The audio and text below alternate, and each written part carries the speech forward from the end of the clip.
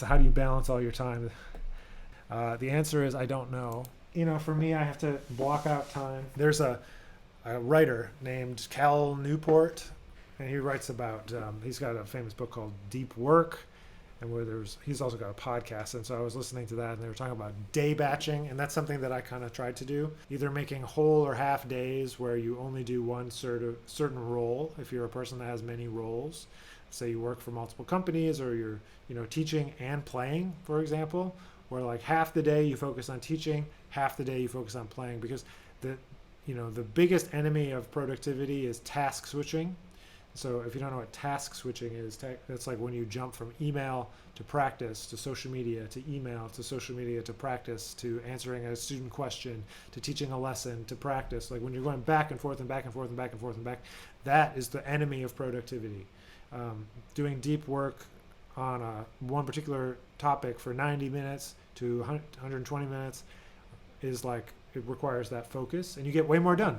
So I subscribe to the idea of trying to day batch. I usually sometimes it works, sometimes it doesn't, but usually like try to do longer days teaching, for 3 days, and then focus also on playing the other two, or the label the other two, or other things, and having those kind of not less evenly distributed and more batched into certain days. So you can be like, Mondays are for, it doesn't always work out totally exactly, but it's like, okay, Monday morning, Monday afternoon, Tuesday morning, Tuesday afternoon. If you have different roles, you can kind of focus on different roles at different times. Like, for example, the last hour I was creating content for the virtual studio. Now I'm creating content for all of you, for social, for YouTube, all of those things all at once, so that I can kind of batch them together. So I don't have the luxury maybe today of doing only content creation for a whole afternoon, or only focusing on my career and my book and practicing and all that stuff. But I try to kind of batch those things together so that it allows me a little bit more time to focus deeply rather than just kind of switch around willy-nilly. All right, so if you didn't know, last week, April 5th, my new book came out, Create, Connect, Repeat. And Create, Connect, Repeat is a video series on YouTube. It is a poster on my wall. It's basically a system for developing your career over the long term, not focusing on short-term results, but focusing on long-term growth. And that's why it's subtitled Building an Artistic Business in the 21st Century. And so what I want to talk about in the beginning of this, what's up, Kevin? And while people are dropping in their questions, I'm going to read another excerpt from the book. And this is about the first chapter, the first section, rather. And this section is entitled Creativity is a Practice, and I do truly believe in that. So one of the most concerning comments that I hear from artists is that they are waiting for inspiration to strike, or some variation of that sentiment. I truly believe that creativity is a practice. The more you build that muscle, the stronger it will be. Create a practice of practicing creativity. I'll read that again. Create a practice of practicing creativity.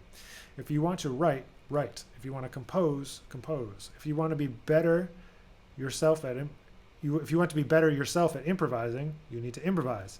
It seems overly simplistic, I know, but simplicity in the practice of creativity is essential for long-term success. Not only should your intentions be set on creativity itself, but also on making space for it in your mind and in your physical life.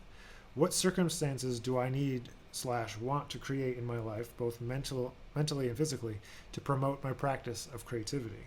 Do you need to declutter? Do you need to redecorate, infuse more color into your life, bring the outdoors into your space, have appropriate light levels in your space? We don't always have full control of our space, but thinking about being intentional about what space we do have to facilitate our goals is important for cultivating this practice of activity. So, for example, having your instrument out and ready, or having your piano accessible, or having blank staff paper on your piano can all provide you with the least amount of resistance to keeping your practice of creativity alive and well. So that's something I truly, definitely believe. Oh, what's up, Taylor? And I think is really important in creating longevity, and creating your own ability to actually create in the long term. So that's something I definitely believe. In creating the new book, what was one thing you gained from the process that influenced you? You know, the main thing that I learned about the process of putting together a book is that what I was writing about was exactly what I needed to be doing. So what do I mean by that? Is that I had to make space to write every day in order to get a book together. My practice was, in the height of the pandemic, I would get up and write. It was the first thing I would do. I started to kind of go by the, not rule, but go by the kind of the mandate of like wanting to do the most important thing first. And in that section of my life, that period of a couple of months, the thing I was most focused on was the book, writing the book.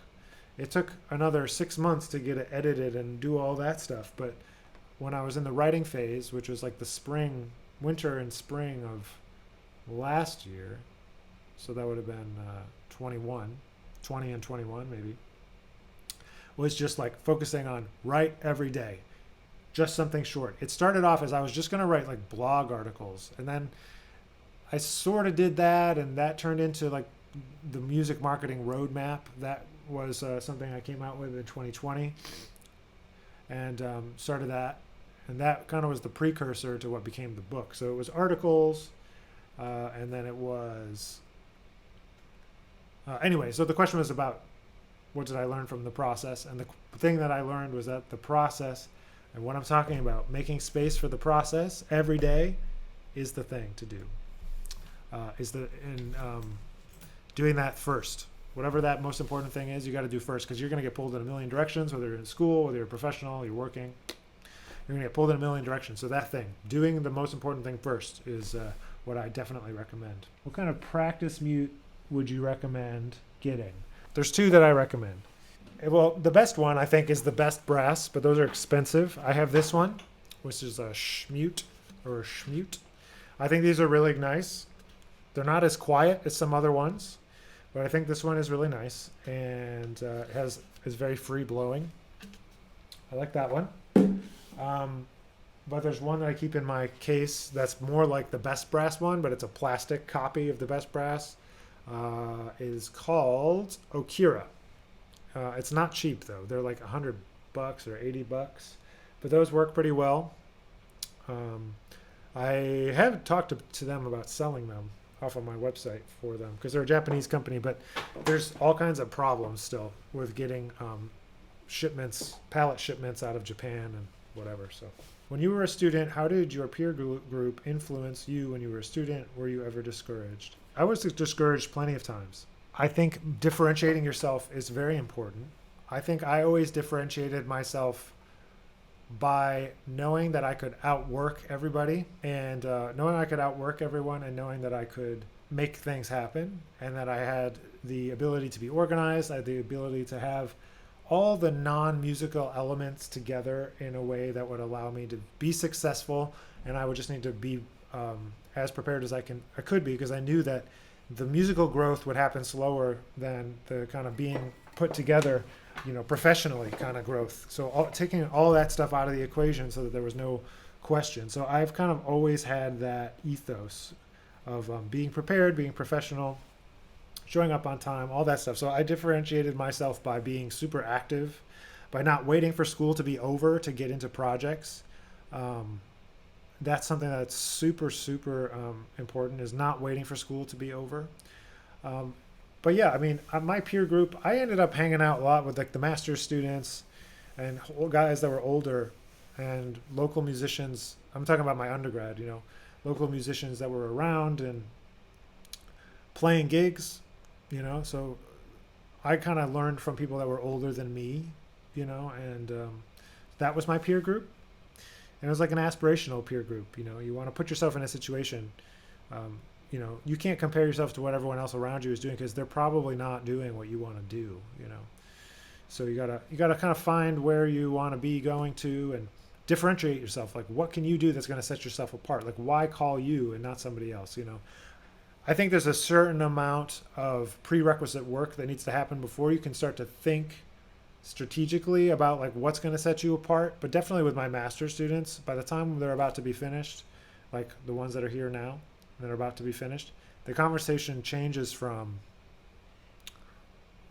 what do I need to learn to what sets you apart. How are you going to make an impact on the scene? How are you going to make an impact on the music? What are you going to do? What do you want to sound like? All that kind of stuff. After you have a good established point of view and understanding of music. But I'm getting away from the question. But yeah, I do agree with Malcolm that you have to at some point differentiate yourself from everyone else. We also talked about jazz, and Doug said some people start playing advanced, shorter and trained tunes and find it easy but struggle with normal bebop. Do you think the difficulty around more advanced tunes might just be perceived and it has to do with your musical upbringing, i.e. whether those types of tunes are maybe a bit harder but mostly different from the standard rep? So I think, so the question in general is about like how learning or improvising over tunes. Basically what you're asking is like modal versus like traditional harmony type tunes. So when I say traditional harmony, I mean more like functional harmony, more like, and I liken it to like, it's like modal.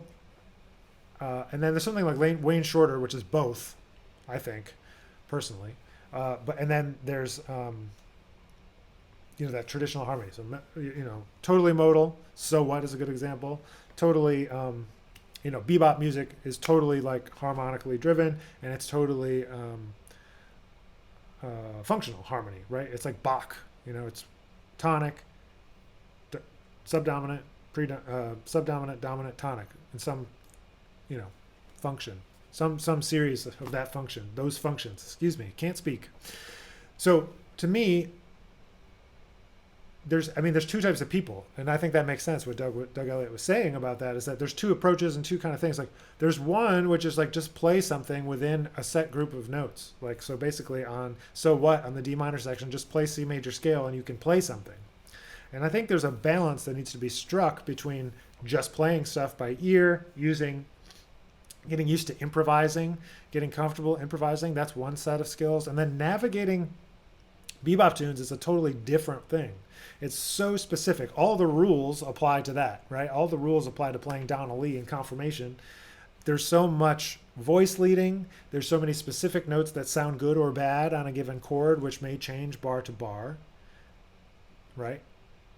But at the same time, there's a good amount of people that learn and a good amount of people that teach lines first, or like a line-oriented approach or vocabulary-oriented approach, where you learn basically like fill in the numbers or paint by numbers, essentially. So when you see a tune like Confirmation, you paint by numbers. This goes here, this goes here, this goes here, this goes here.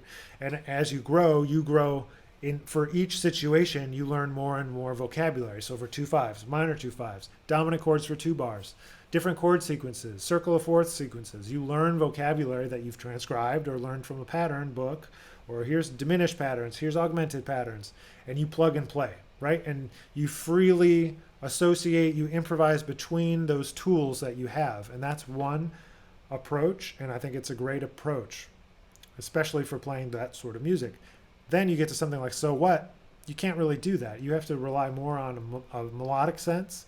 You have to rely more on knowing what the harmony feels like, knowing what it feels like to play a B against a D minor versus an E against a D minor versus an F versus an A versus a D versus maybe a G sharp.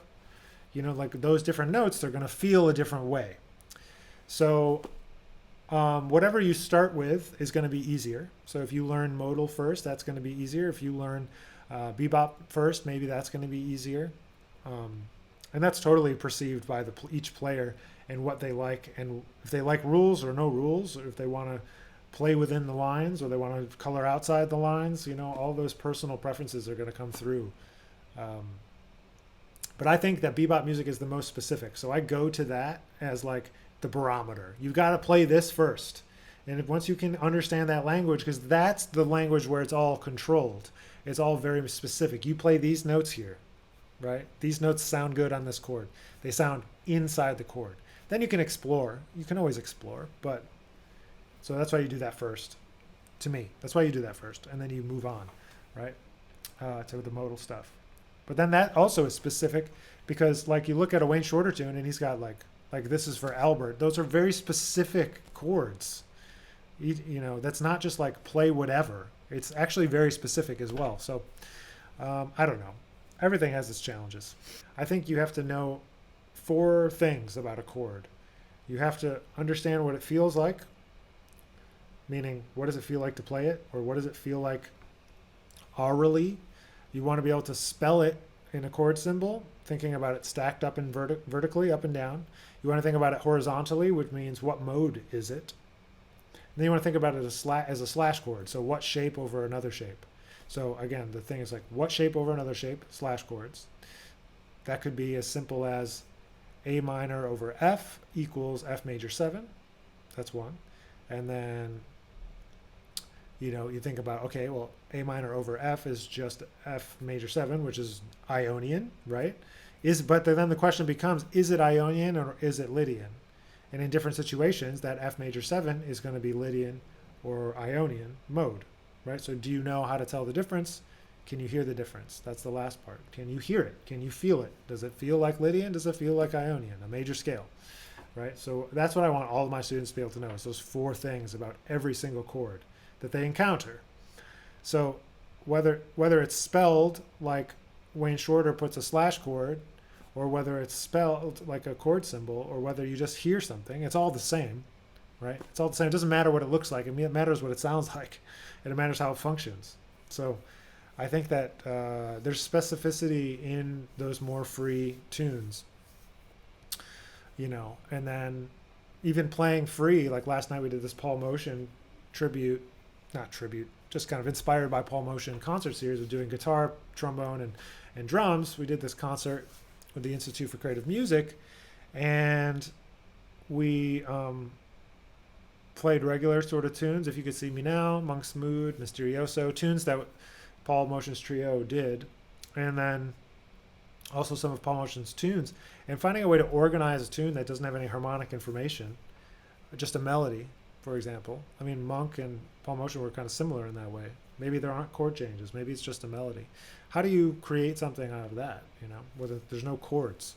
You got to hear what's happening in the melody and create your own chords. Your titles for songs have hidden meanings and messages like Life Happens or No Arrival. How do these titles relate to your process, and what lessons do they teach you? The titles of my tunes often they're mostly things I'm thinking about in the time when I wrote them, or in the time where I'm conceptualizing the concept for a record, like brainstorming the concept of a record, Then there's a constant theme. There's constant themes through my titles, and which is my music, and which is needing more patience, needing to slow down, needing to be more appreciative of the journey, less obsessed with the result. Just look at everything. No arrival, the chase, here and now. Cast of characters is a little different, but it's mostly the same. It's about people and places that influence you, and situations. It's all related. When your whole life is entangled in your art, when everything socially, work-wise, socially, family, everything is through the lens of being an artist, and through the lens of that work, and through your meaning, your identity, everything is driven through that one singular focus. It creates an interesting space to exist in mentally. There's no separation. Everything is integrated, which in one sense is good, because it means that you're maybe doing something you're passionate about, but at the same time it makes it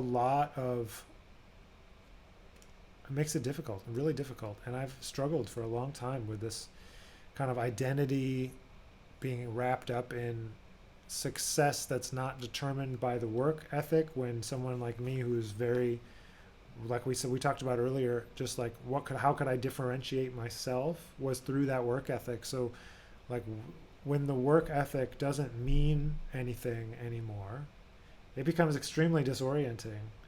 And so I've just been in a tailspin, I guess, in a certain way, an existential tailspin, I suppose, since then. And so writing that music has helped me to continue to consider it without just going down a rabbit hole, can you recommend a good brass repair tech for slide alignment? The Horn Doctor in Georgia. You've got to send him your slide, but he does great work. But there's a lot of people that do great work. I would try to find somebody local to you. Josh Landris in New York does good slide work. You can go out to Dillon's in New Jersey. They do good slide work. But if you want to send out your slide, they got the Slide Doctor is who I would send it to if I had time to like send my slide away. But that's the problem with not having backup trombones is like I only have these two that are behind me here. You can't see them, but they're right here. I only have those two horns, so like when I need to get one worked on, like I don't have a backup, really. So it becomes a little challenging, so I should probably get another one. What did rejections teach you about remaining consistent in your art? Well, that relates back to this book, man. This create, connect, repeat, just this ethos of figuring out what the heck you want to do, who cares, and how you're going to do it for over and over and over again. I've seen some of my friends get plucked from obscurity and thrown in the spotlight, man, and that's great, but that's not going to happen. Like, that's their journey, it's not mine. There's just certain truths about how I grew up, where I grew up, when I grew up, that are totally outside of my control, that I need to accept. I have a hard time accepting them sometimes. Any advice for helping a young music scene develop? I live in a small city that loves jazz, but many of the venues refuse to pay what the musicians are worth, thus limiting the scene's capabilities. I think you got it backwards. See, this is a problem. I have friends that agree with this, and I just don't agree. It's not the venue's responsibility to pay you. That's what the problem is. You need more venues that are like Smalls, right? So how does Smalls differ from everyone else? Smalls is the place where the musicians want to hang out. They don't pay the best. They do not pay the best. They may not even pay whatever the subjective, what you're worth. But they have a great crowd. They have a great love for the music, a tradition of music. They have music every single day, 3-4 sets a night, a jam session. And I'm not saying that you can create a Smalls in your scene right away. But what you can do is find a venue that's willing to open the door to you and have you play. You can pass the hat for tips. You might get more money than a cover charge, first of all, if you pass the donations. You can sell your own tickets. The more people, the more money you're going to make. It's your responsibility as an artist to build an audience. It's you and your people in your scene. The idea that it's only the responsibility of the venue is a little silly. You have to put in just as much work as the venue. If they're not doing anything, that also sucks. And I'm not trying to say that, but it's a partnership. That's how I like to view it. It's like they're taking a risk on you, you're taking a risk on them. You both want it to be successful. But some other things that Smalls does that makes it where the musicians want to hang out, even if you're just able to get like one industry night a week, whether maybe it's a Sunday or Monday night, people come in and people are able to play their music, present their music. It's consistent. They let the musicians come and hang out for free because it's a scene, right? And then they buy drinks and everything's cool. People come in because they hear about that it's a cool scene, and you create something over time. And people don't give it a long enough time. If you're going to create this, you need to do it for a year. Do it 100 times before you say this is worth it or not worth it, right? 100 times. So if you get 10 bands, you can get 10 bands to play 10 times over the course of, that's going to take you 2 years. And you got to get a venue that'll give you one night. And as long as there's nothing happening, you can create a night, and then that is what creates a scene. And one place begets another, multiple nights, et cetera, et cetera. Maybe somebody wants to have a jazz venue. That's what I would do. If I had more time, I would be playing once a week here in Denton to try to build up the jazz scene. Because all the jazz, there is jazz around in town here, but like most of the jazz happens here at school. And if I had time, I would play every week in one place. So I'm not saying, you're welcome, Trevor. I'm just saying, don't let anyone take advantage of you. Musicians should be paid what they're worth. However, when you're trying to build a scene, it's not really about that. You need people, and you might have to pay them out of your pocket at first. But somebody has to take the first step, whether that's you, Trevor, or whether it's somebody else. Somebody has to take the onus. If you're going to wait for a club owner or a venue owner to decide they're going to make a jazz scene, you're probably going to keep waiting forever. But if you and your friends can come up with a collective, that can rotate, because you're not going to be able to be there every week. You're not going to be able to do it yourself. It takes a village. So make it a hang. Make the musicians want to come. Do interesting things. Don't take advantage of people. Be cool. Bring people to the venue, and make a partnership, and you can do it.